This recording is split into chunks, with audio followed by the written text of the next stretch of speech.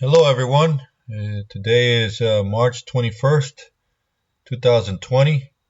This is Ruben Rosales, again coming to you all from LA. We have a lot of things to cover today.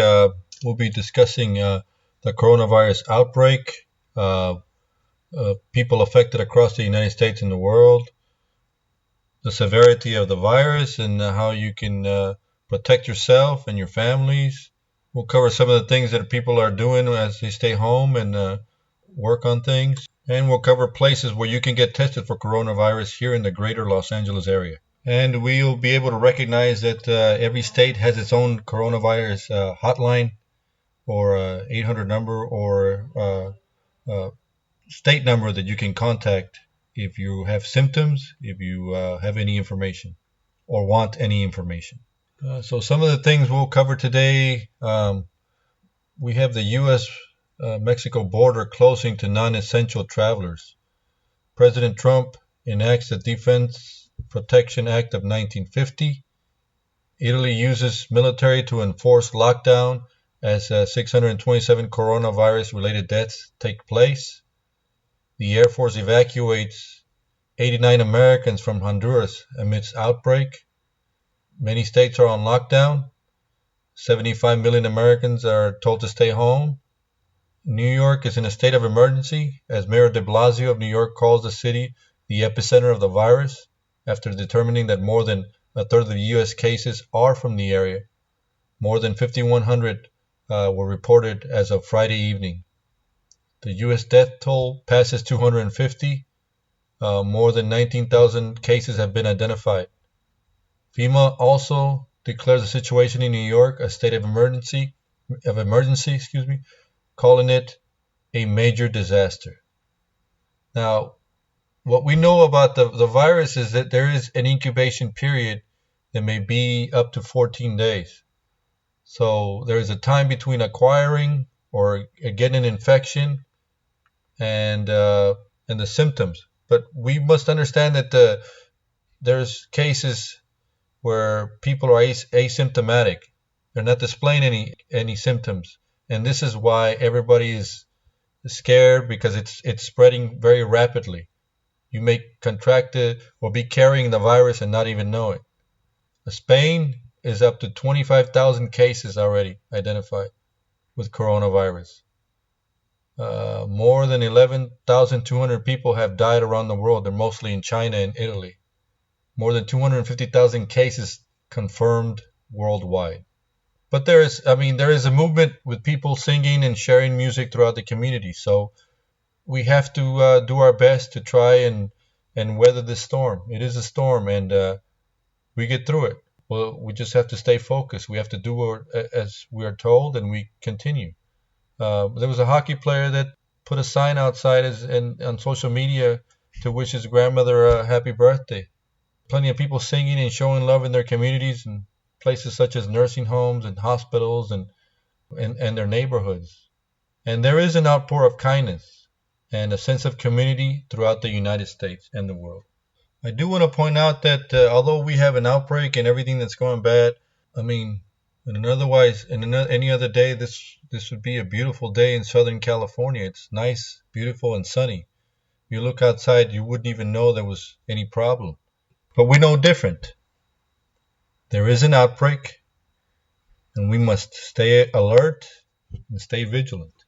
The streets, the highways, traffic here in LA is quiet. It's unlike anything I've ever seen. The Costco's are full though. There's a lot of lines out there, but for the most part, everything is pretty quiet. When I first got here to LA, I arrived to the city at about 5 o'clock in the morning, and there was no traffic. And then at about 7 o'clock in the morning, I couldn't move 1 mile. It was traffic everywhere. It was traffic jams. There's generally no space here in LA, but right now there seems to be a lot of space when you go out there and walk.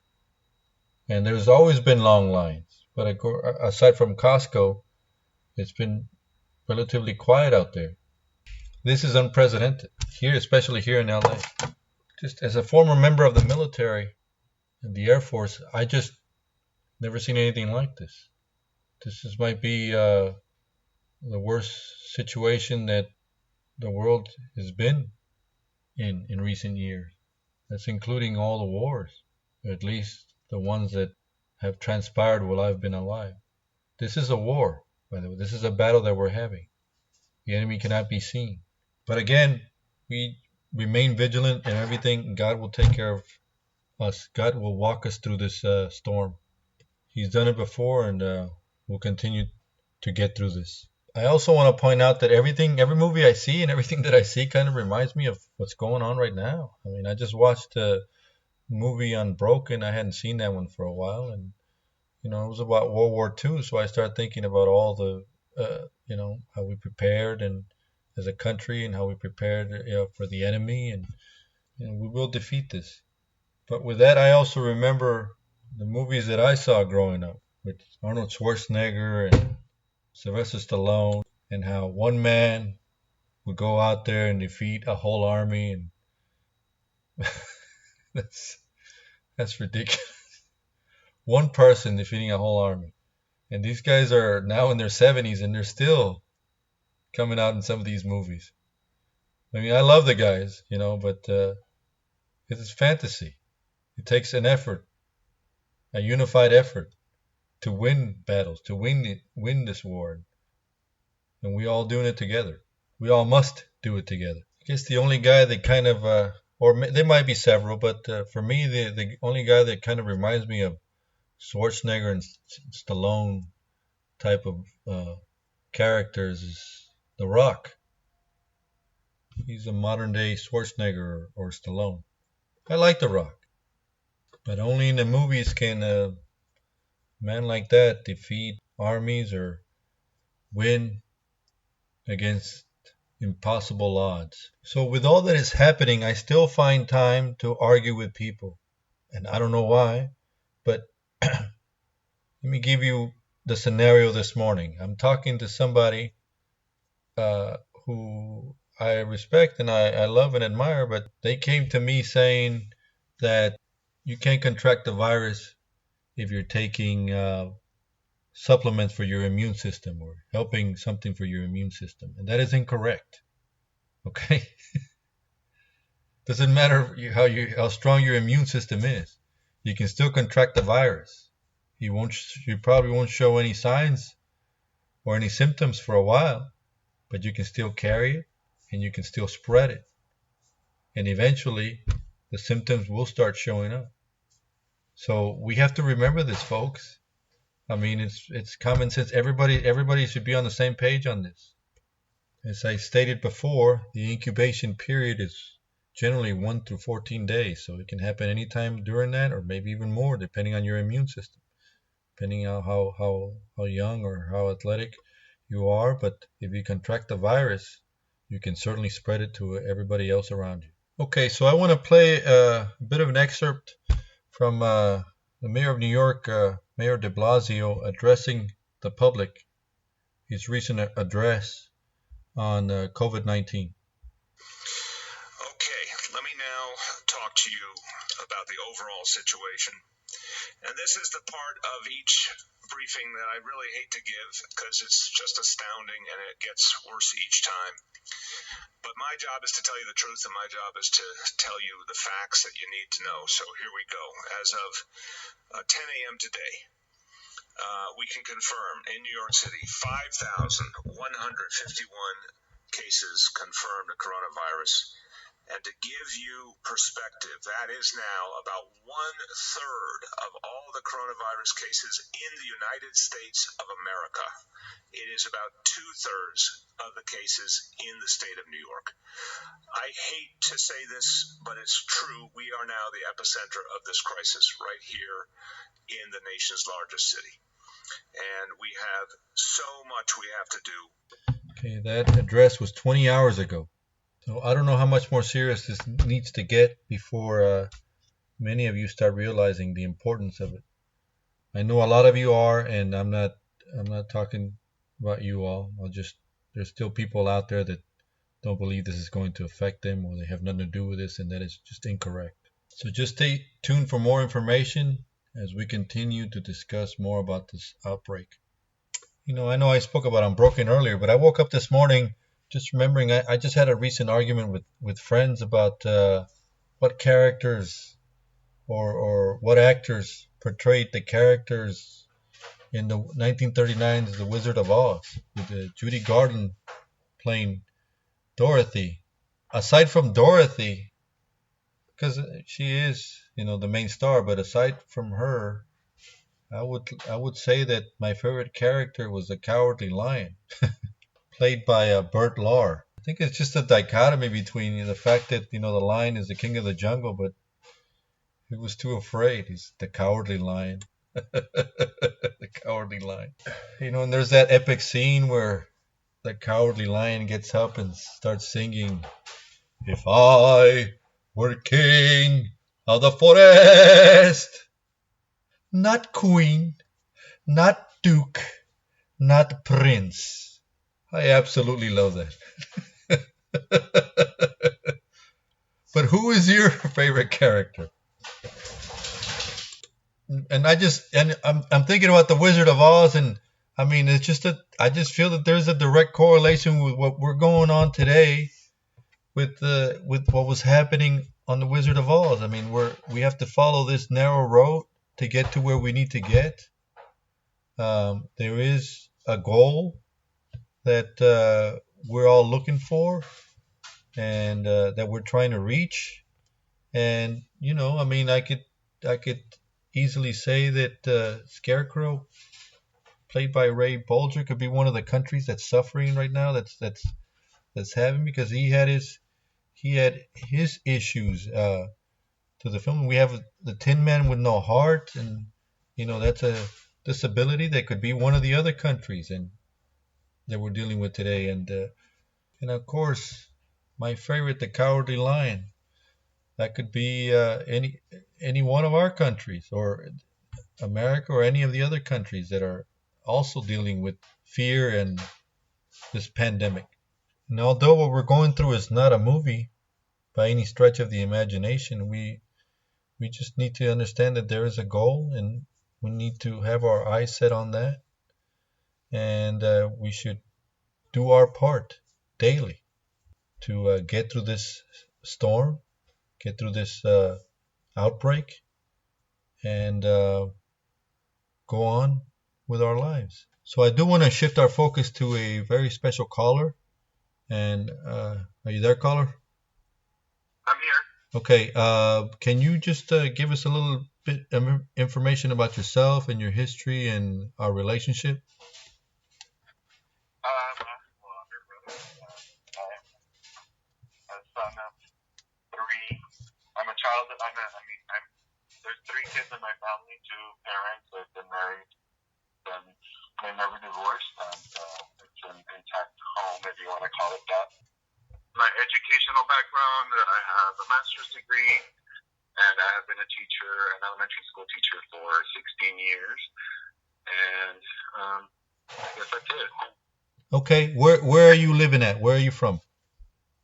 Right now I'm living in Richardson, Texas, which is a suburb of Dallas, Texas, and I'm originally from the Rio Grande Valley, which is the border town. My parents are from Mexico, but they moved to Chicago when they were young, and they met and married over there, and then they moved to a town called Mission, Texas. And that's where I resided my childhood.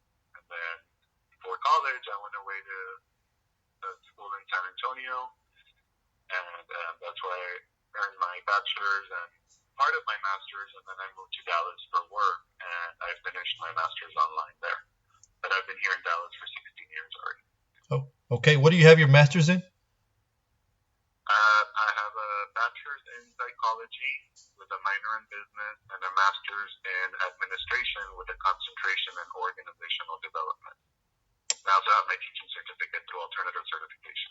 Okay. And what school year do you teach, or what grade do you teach?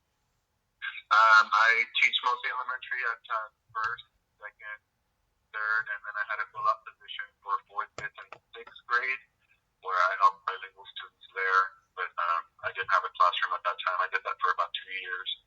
And but right now, the last 2 years, I've been teaching third grade bilingual. Okay. And just tell the listeners how we know each other, or how or our relationship. Our relationship, I mean, well, we're brothers. We grew up together. We lived in Mission. And then around the time when I was starting high school, you moved away to go away into the military. So, and then when I was in my senior year, that's when you came back, and then I left. So we kind of knew each other all the way up to I was about maybe, I mean, we grew up together, but we lived together until I was probably like in ninth grade. Okay, great. And then you, of course, after you graduated high school, I moved back to Mission, and you moved to San Antonio. Yes, and I moved away to college at that time. Yeah, and then you, of course, moved to Dallas, where I lived, and I also went to school in that area. So. Well, then you lived in Laredo for a while, and then in San Antonio. So we kind of lived together there for a little bit. And then, but then I moved over here to Dallas, and then you stayed over there, and then you lived here for a while. For I don't know how many years, maybe 2 or 3 years. Yes. Maybe 4. Yeah. Yeah, and then you moved to Los Angeles, but I stayed here. Right. Okay. So, I mean, how are you dealing with the crisis, and how was I just wanted to ask you a few the things that you're doing for school. I know that you had talked about online classes and just just every day what or daily what you're having to deal with where you're at. Can you tell us a little bit about that? Yes, well, on Friday when we got the word that they were gonna cancel school, I was actually on spring break at the time, so we weren't in school, and we got the word that they were gonna cancel school for an additional week, and that we were shifting our teaching to online. So that first week, which is this past week, Monday, Tuesday, Wednesday, today's Saturday, but this past week, the district provided some lessons for the students. So we just kind of communicated with parents and kind of helped them navigate on how to get to those websites so that their kids could do some lessons at home with their own devices, but they had their own tech devices. And then this week we were also setting up some surveys. The district set up some surveys. We've been helping the parents fill those surveys out to see who needs a device. And this coming week, on Monday, they're supposed to start handing out those devices. Around maybe, I can't remember if it was Sunday or Monday of last week, then we got the word that we were going to be extended another 2 weeks to stay at home. So then the district provided some training for me for online classes and how that was going to be handled. We're using the platform of Google Classroom. For my particular grade, the lower grades are using another platform called Seesaw. And so we went through some training on how to post lessons, how to grade, how to make the classroom, how to invite the kids through email, and that's what I've been working on this past week. Okay. Do you think you have a good grasp of it now, or is it still kind of challenging for you? I do feel I have a grasp on it now. I finished the training on Thursday, and then yesterday I had a meeting. We're still having meetings through work, but they're virtual meetings through Skype. I was a Skype-like program called Google Meet, and so we'll have lessons, and then they'll give us a lot of instruction through email. And yesterday, like I said, I set up some lessons, and I feel like I have a pretty good grasp on it. I'm sure as things come up, you always can do your little research there. Google how to do this or Google how to do that, and it's helped, But right now, everything's posted. The more challenging part is going to be, and we have no control over this, is how the parents are going to, get their kids up, get them in front of the device, go pick up devices, make sure that they have internet. But the district did provide some links to that, some resource links, and a lot of the internet companies here in the Dallas area, Spectrum and Comcast and a few others, are providing free internet for 30 to 60 days, depending on the company, and also they're Right. So that's yeah. I know Spectrum is doing that. Some of the other, I guess, cable or companies are doing that also. I'm just I guess for more information for the parents, you said there is there a link? There's a Google link because so they can get informed and then how to maybe prepare the kids, daily. Yes, my particular district, and I'm assuming most districts are doing this, but if you go to the district page, they should have, some updates on coronavirus and what the things that they're offering. They're also offering, because a lot of students go, to school and they're on the free lunch program. A lot of the families are struggling right now, and a lot of the families in particular that I work with also, like, they lost their jobs or they're staying home because of it. Some people are getting paid, some are not getting paid, some still have work, some don't. So the district is also providing meals that they can pick up curbside. But all of that information should be on your school district's website. I believe most it's been the status quo pretty much for all the districts here in the Dallas area anyway. So just check that out to see if you need some help. Okay. How is it shopping and how difficult has that been for you and what's the weather like in Dallas? The weather right now, it dropped. It's been rainy a few days, and the temperature just dropped. Last night I got into the 30s, but right now it's, I believe, in the 40s or the 50s. As far as shopping, it hasn't been that difficult. It depends on what store you go to, what time of day. Some things are out of stock, like toilet paper and paper towels, but as far as everything else, you can pretty much get everything you need. Maybe not at one store, but I did go yesterday to Target, but they didn't have any ground beef or any type of meat products. They had a few pork products, but I didn't buy that. But I'm assuming that if I shop around, I should be able to find everything. There is a limit on certain things that we're buying, like there's a limit on eggs. You can only get one carton per household, and milk the same thing. As far as everything else, some things have limits, some things didn't. Like, for example, cereal, there was a limit of six. Cheeses, there was a limit of six per household, so you can get up to six products. There's a lot of availability here, as I'm sure most parts of the country, where you can order your groceries online. You can either have them delivered, or you can do the drive up to curbside, where they um, load them into your car after everything's paid for. And I was actually going to, because I'm trying, of course, to stay away from as much public places as I can, as many public places as I can. Um, but when I was trying to do the curbside through Target, there was a big post that said that a lot of the things that you might order might not be available, so to bear with them. So that's when I made the decision just to go ahead and go in person, and just take care of myself as much as possible. As you're walking into the stores, most places have wipes, so you can wipe down your cart. A lot of people are wearing gloves, masks, um, and keeping, of course, away from each other. Uh, So, but you do the best you can. Yeah, no, it's the same situation that we have here in LA.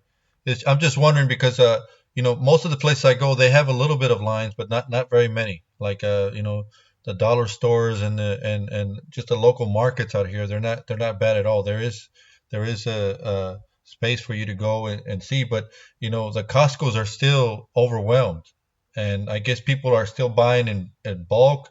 They might still be panicking. I don't know, but I mean, you're talking about parking lots full of people waiting to get in there.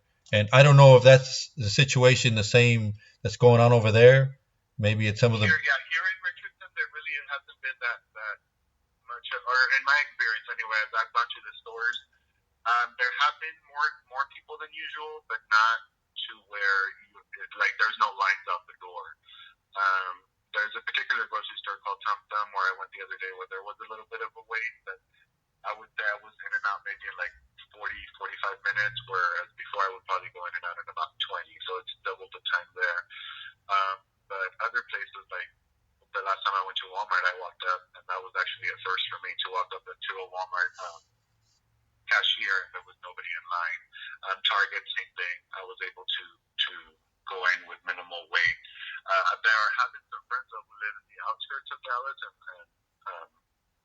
a town called Rockwall, and they were the first when it first hit, and they first told us that we're going to be canceling school and to go ahead and stay home. Then a lot of people rushed to Costco, and she was in line for, she said, about 3 hours trying to pay. But Yeah. if people, if you go to a store and it's packed, try another one, see where you can go. Right. So that way you're not exposed to people for such a long period of time. You want to expose yourself as least as possible. Okay. During this time. Yeah, that's correct. Is the school district over there? Are they still handing out meals to the kids? Like, because that's what they're doing in LA.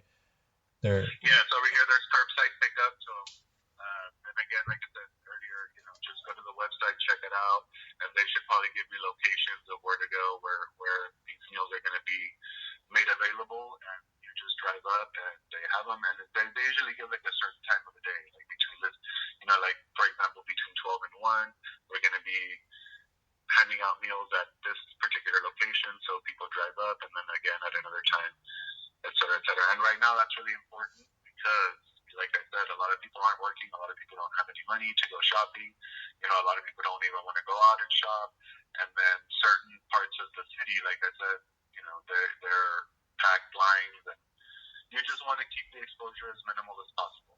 So I think it's a good thing that the schools are doing. Besides, they have all that anyway that was ordered, and the schools are closed, so it's so that it doesn't go to waste. It's better to give it out. That's right. I mean, and people, this is people's livelihood too. Like they need this.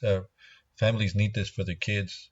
These types of meals, and they do that here in LA also. And I just do want to advise our listeners that that I'm part of an organization called the Dream Center the Dream Center here in Los Angeles, and they're also giving out food, especially to people with the Los Angeles Unified School District. So if you need more information to get out there, it's the website's dreamcenter.org, and you can get all the information you need from there to pick up meals for the kids.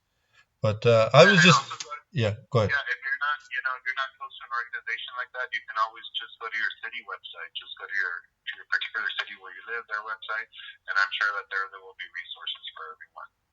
So check that out. That is correct.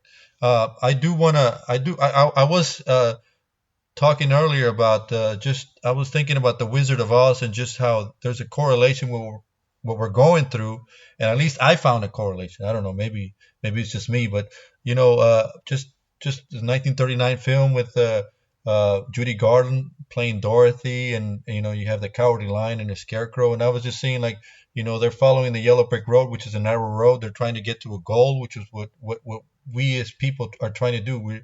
We have a goal where we're trying to get rid of this virus. We have to do our part to stay safe. And I was just comparing like the Scarecrow, for example, has his situation. The Tin Man, of course, is dealing with having no heart, and then this disabilities that each individual has, each character has. And I was just referring them to the countries that are affected by this outbreak. Like the Tin Man could be China or France, for example, and the disability and the situation that they're going through. But having said that, my favorite character was the Cowardly Lion. I don't know. Do you have a favorite character there? Do you? Well, I mean, they're all the characters were kind of walking contradictions. The smartest one was the Scarecrow who had no brain. The Cowardly Lion, he was supposed to be the most brave because he was a lion and he was the least brave. But then he showed bravery here and there.